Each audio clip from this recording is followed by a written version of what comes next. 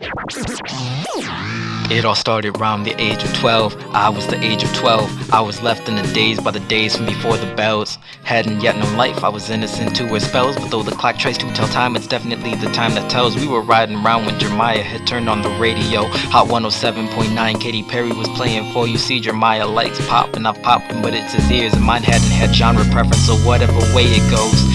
After Katy Perry played the next phase of my life, it was local favorites, and her voice was oh so nice. Even Jeremiah gave it up for the real, but all on my mind was a Wile E Coyote blueprint of how I'd make her my wife.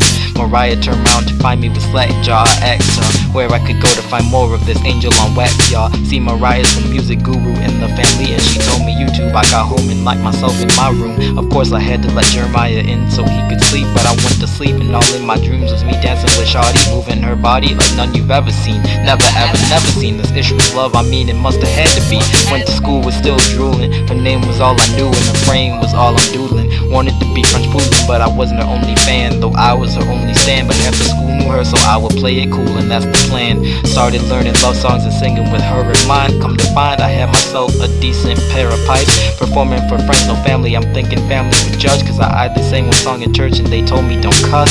I came across with this contest for singing a hit, you know. If they dug your vibe, you could find yourself in the video. Made my entry with H.E.R, found out about it on the last day, and I still ain't heard a reply, not even to this day. But I was dissatisfied singing of someone else's love, and my English teachers always told me in their class I ain't sus. So I picked up a pencil and paper and wrote a couple poems, and I don't know if you can feel a draft, but well, they were rough.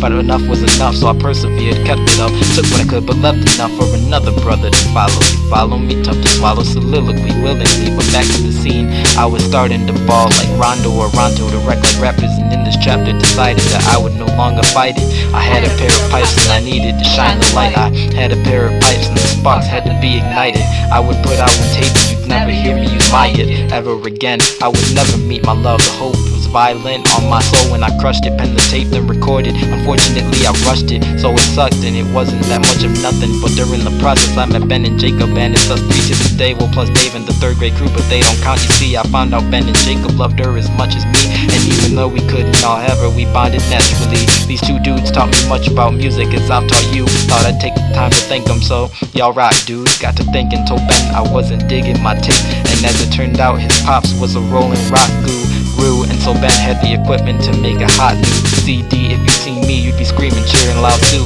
Ben sent me some beats and I thought of her when I wrote, and we ended up making an EP dedicated to our muse. In this time I learned that all rap music used to be about the love we had for this very same song. Crisp, every track was a love song, every beat of the heart, but soon it all fell apart and she was replaced by long tracks. Then finally I sent her the poems and I actually met her. Still hadn't known her name, in fact heart skipped a beat then it stopped. Asked her for an autograph, then a dance and then her name. Lips locked and she whispered her name, hip hop.